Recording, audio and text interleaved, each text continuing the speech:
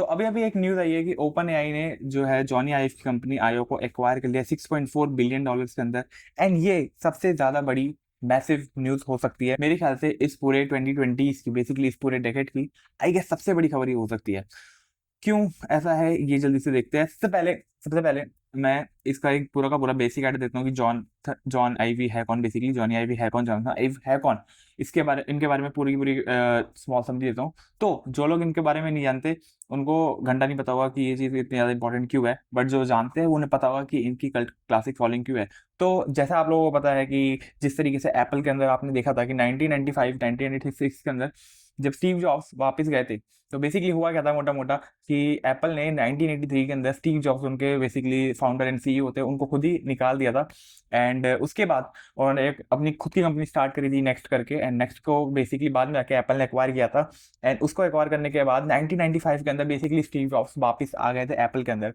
उसके mean time, उसके बीच में जो टाइम था 1983 से 1995 के बीच में एप्पल का एक बहुत बुरा टाइम चल रहा था, जिसके अंदर एप्पल के जो प्रोडक्ट्स थे वो ज़्यादा फेमस नहीं हो रहे थे, ज़्यादा अच्छे नहीं बन पा रहे थे, उनके सारे के सारे प्रोडक्ट्स फेल हो रहे थे। एंड कहीं ना कहीं वो कंपनी एक इस पॉइंट पे आ गई थी कि एक महीने के अंदर वो कंपनी बैंकक्रप्ट यानी कि ऑलमोस्ट बंद होने वाली थी, दिवालिया उसका निकलने वाला था।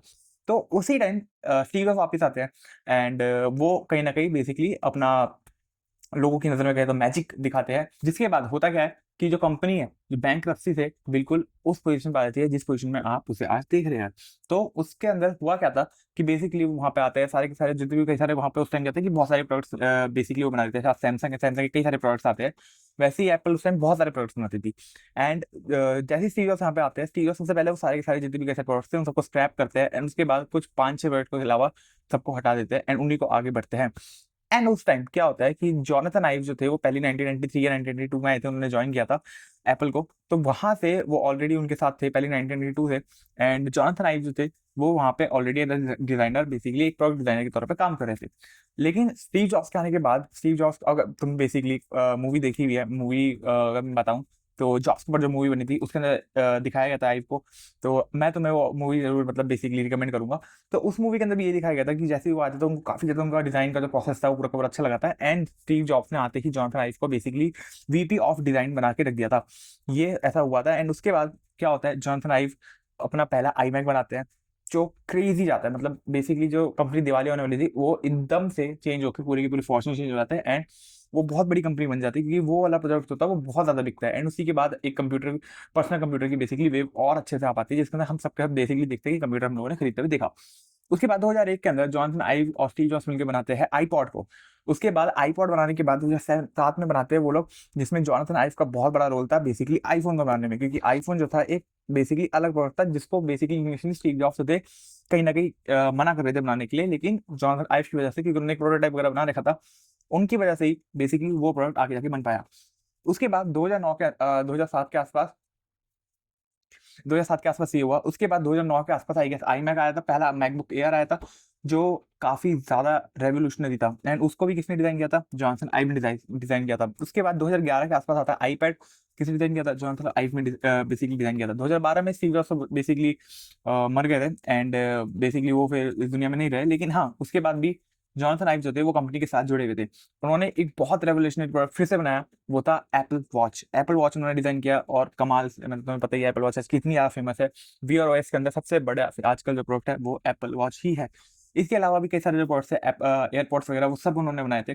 जिसके अंदर एक सबसे बड़ा जो उन्होंने प्रोजेक्ट लिया था, आई गेस जितने को मेरी याददाश्त मेरे को बेसिकली ध्यान में दे रही है, वो है 2016 के अंदर जो पूरा एप्पल पार्क था वो बेसिकली उन्होंने डिजाइन ले लिया था एक तरीके से। तो एप्पल पार्क जो आज तुम देख रहे हो जो बहुत ज्यादा लाइक सुंदर एक तरीके से उनका ऑफिस है, वो भी जॉनसन आइव ने बनाया था। एंड इसी मोमेंट ऑफ टाइम में वो बेसिकली चीफ डिजाइन ऑफिसर बन गए थे एप्पल के। एंड इसके अलावा जो iOS 7 था, iOS 7 आई गेस जो मेरे को याद है, जितना iOS 7 जो था, जिसके बाद अगर तुम्हें याद होगा पहले जो थे आईफोन, अगर तुम देखोगे किसी भी पुराने वीडियो के अंदर तो एक ऐसे थोड़ा सा लाइक कर्व शेप का तुम्हें आईफोन मिलता था।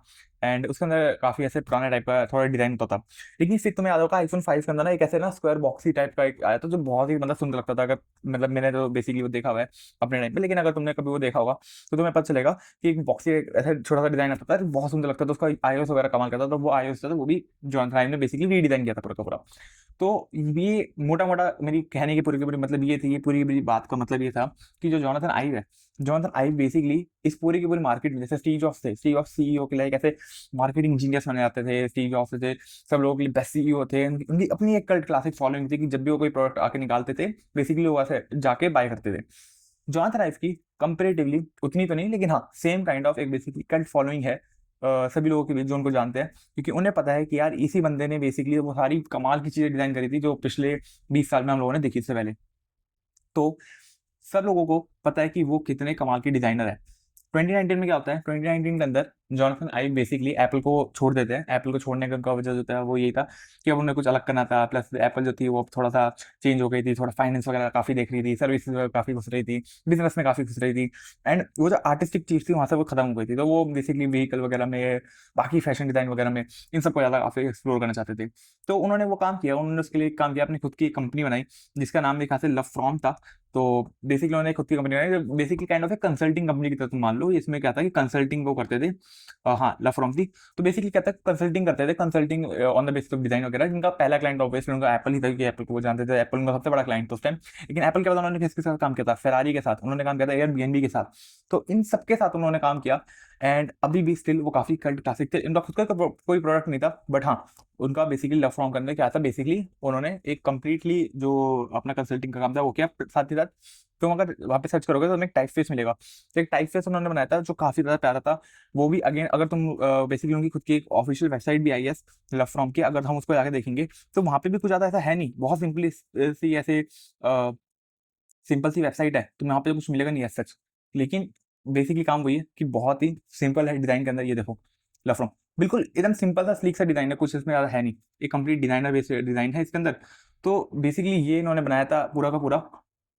और इसके अलावा बेसिकली यही है कि उन्होंने एक कमाल का बेसिकली अपना पूरा का पूरा काम अभी तक किया हुआ था। होता क्या है, थोड़े दिन पहले कि ओपन एआई बेसिकली क्या करता है, उनके अंदर एक बेसिकली स्टार्टअप था जो लव फ्रॉम था, उनके अंदर एक छोटा सा स्टार्टअप कह लो, बहुत ही छोटा सा प्रोजेक्ट काइंड ऑफ कह लो, आयो करके, जो बेसिकली काम करता था अलग अलग आर्टिफिशियल इंटेलिजेंस के ऊपर, कोई हार्डवेयर प्रोडक्ट बनाने के ऊपर। जैसे तुम अभी देखोगे तुम्हें आपको कई सारे दिख रहे होंगे एआई बेस्ड एसी दिख रहे होंगे, एआई बेस्ड जो भी है तुम्हारे रेफ्रिजरेटर वगैरह दिख रहे होंगे, जो बेसिकली असल में देखे तो एआई बेस्ड नहीं है वो। बेसिकली उसमें ना नॉर्मल जो है तुम्हारा वही काम हो रहा है जो पहले उन्होंने बस एक तरीके से रीब्रांड किया हुआ है, वो एआई बेस नहीं है। एआई बेस उन्होंने क्या किया हुआ है, बेसिकली वो क्या करता है, टेम्परेचर वगैरह अपने आप से सेट वगैरह कर लेता है, वो कर लेता है। वो एक अलग चीज है, वो एक अलग पूरा का पूरा नॉलेज बेसिक है, वो अलग काम है, उसमें एआई का इतना कुछ रोल नहीं है। ठीक है, वो एआई नहीं है जो अभी बेसिकली वो लोग बेसिकली करके दिखा के मार्केट करते हैं। एआई बेस्ड चीजें अलग होती है। तो उनका काम ये था कि आईओ के अंदर वो एक ऐसी एआई बेस्ड चीज बनाएंगे, हार्डवेयर डिवाइस बनाएंगे जो मिररलेस है, जो स्क्रीनलेस है, जिसके अंदर स्क्रीन नहीं है बेसिकली हमारे फोन्स वगैरह की तरह या स्मार्ट वॉचेस की तरह स्क्रीन नहीं है उसके अंदर, कोई अलग चीज है, लेकिन वो एआई से लिंक जुड़ी हुई है। लेकिन उन्होंने कुछ ऐसा बनाया नहीं था। उस चीज को आके अभी कुछ वक्त पहले ओपन एआई आता है, सैम ऑल्टमैन बनाता है, एंड उसको एक्वायर करते हैं $6.5 बिलियन के अंदर। $6.5 बिलियन, जिसके अंदर वो एक ऐसी कंपनी में पैसा लगाता है जिन्होंने खुद का अब तक कोई ऐसा प्रोडक्ट नहीं बनाया है। उसके अंदर क्या है, उस कंपनी के अंदर सिर्फ 15-20 लोग हैं, वो लोग जिन्होंने कमाल की चीजें बनाई है इससे पहले। उनकी अपनी आपकी वैल्यूएशन दिया था कि वो $7 बिलियन के आसपास बेसिकली जाते हुए आपको दिखी। अब क्यों मैं कह रहा हूँ कि ये सबसे बड़ा बेसिकली इस पूरे के पूरे डेकेड का सबसे बड़ी बाय हो सकती है, क्योंकि देखा जाए तो अगर आप चैट जीपीटी की बात करें, अगर आप सैम ऑल्टमैन की बात करें, आपको चैट जीपीटी में सबसे ज्यादा बेकार चीज आज तक अभी तक क्या लगी है, सबसे ज्यादा बेकार चीज हमने जो भी देखी चैट जीपीटी में वो क्या लगी है। चैट जीपीटी काफी कमाल की चीज है, सबसे ज्यादा उसकी एक्यूरेसी है, सबसे ज्यादा उसके अच्छे आंसर आते हैं। मोस्टली लोगों को ग्रुप नहीं पता, मोस्ट लोगों को जेमिनाई नहीं पता, मोस्ट लोगों को बाकी चीजें नहीं पता। उनको बस ये पता है कि हाँ चैट जीपीटी उन्होंने बहुत ज्यादा सुना हुआ है, चैट जीपीटी काफी ज्यादा फेमस है, एंड चैट जीपीटी ऑब्वियसली ज्यादा अच्छा भी है। तो चैट जीपीटी में लगता है कि बेकार जो चीज थी, बेकार कहूंगा या फिर मैं बोलूंगा जो मुझे मतलब पर्सनली काफी ज्यादा पसंद नहीं थी, वो था उसका डिजाइन। काफी सिंपल डिजाइन है, ब्लैक कलर, तुम्हारे चैट बॉक्स मिलता है जिसके अंदर तुम बेसिकली कुछ कुछ चीजों को चैट कर रहे हो तो एंड करते हो। एक ऐसी कंपनी जो इतनी ज्यादा वैल्यूबल है, एक ऐसी कंपनी जो इतना बड़ा काम करती है, जिसने पूरा का पूरा इंडस्ट्री को, सारी इंडस्ट्री को मतलब डिस्टर्ब करके रख दिया है, उसका डिजाइन इतना ज्यादा सिंपल है। अब उसके अंदर एक ऐसा बंदा आया है काम करने के लिए जो कि लाइक डिजाइन के मामले में जीनियस है, गॉड है। वो डिजाइन का मतलब उसकी एक अपनी कल्ट फॉलोइंग है डिजाइन के अंदर। तो सोचो वो ही चैट जीपीटी कितना ज्यादा पावरफुल हो सकता है जब उसके अंदर इतना बड़ा डिजाइनर आने वाला है। प्लस दूसरी बात क्या, इन लोगों का प्लान है कि अगले साल तक ये एक ऐसा एआई डिवाइस बनाने वाला है, जैसे मैंने बोला स्क्रीनलेस होगा, एंड वो अलग होगा, एंड वो कहीं ना कहीं उन्होंने कहा कि स्मार्टफोन्स को कहीं ना कहीं रिप्लेस करने की वो सोच रहे हैं। तो देखते हो क्या चीज होती है, क्या वो वियरेबल कोई ओएस होगा, मतलब बेसिकली जैसे एप्पल ने अपना विजन प्रो वगैरह निकाला था, क्या वो वैसा कुछ होने वाला है, या फिर वो कोई और टाइप का, जैसे होम पोर्ट होता है हमारा, होम पोर्ट था, या फिर अगर होम पोर्ट जिनको नहीं पता, जैसे वो एप्पल का आता है, अगर मैं बात करूं जैसे कि अमेजोन के अंदर तुम्हें दिखता है एलेक्सा, एलेक्सा हो गया, वैसा कुछ हो गया, ये वैसा कुछ, या फिर कोई वेरेबल ओएस के अंदर ही कुछ हो सकता है, क्योंकि उनका जो कहना था वो ये था कि एक ऐसी चीज बनानी है जो आप अपनी टेबल के ऊपर, अपना कंप्यूटर, आपका फोन, एंड उसके बाद वो तीसरी चीज वो रखने होगे, ठीक है, वो तीन ऐसी चीज आप रख रहे होगे अपने कंप्यूटर के पास पास, यानी कि वो एक ऐसी चीज बनाने वाले हैं जो आपकी डेली लाइफ के अंदर घुस के उसको कहीं ना कहीं बदलने वाली है। एंड इसलिए मैं कह रहा हूँ कि ये आई गेस सबसे बड़ी चीज हो सकती है इस पर्टिकुलर डिकेड की। तो यही न्यूज़ थी जो मेरे को शेयर करनी थी, क्योंकि मैं इसके लिए मतलब पर्सनली काफ़ी ज़्यादा एक्साइटेड हूँ, एंड मुझे लगता है कि डेफिनेटली ये एक सबसे बड़ी बाय होने वाली है, एंड सबसे ज़्यादा इसमें चीज़ें बदलने वाली है, क्योंकि अगर जैसे ही ये बेसिकली क्या हुआ था कि जैसे ही ये बाय हुआ, एप्पल के स्टॉक से वो भी गिरना स्टार्ट हो गए, क्योंकि लोगों को सिंपल दिमाग में ये है कि अभी कुछ ऐसा होने वाला है ओपन एआई के अंदर, जो ओपन एआई बेसिकली सीधा टक्कर लेने वाली है बड़ी बड़ी कंपनी के साथ।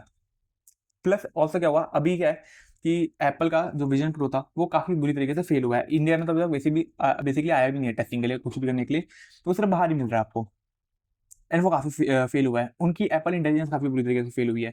तो इसलिए कहीं ना कहीं एप्पल का जो डिक्लाइन है वहां से देखा गया है, एंड उसके बाद दूसरी तरफ आप देखोगे एक ऐसी कंपनी जो कि काफी कमाल अभी काम कर रही है, जिसमें ऑलरेडी इतना अच्छा डिजाइनर आ गया है, तो सोचिए देखो यार वो कंपनी कितना कमाल कर सकती है आगे जाकर और ज्यादा।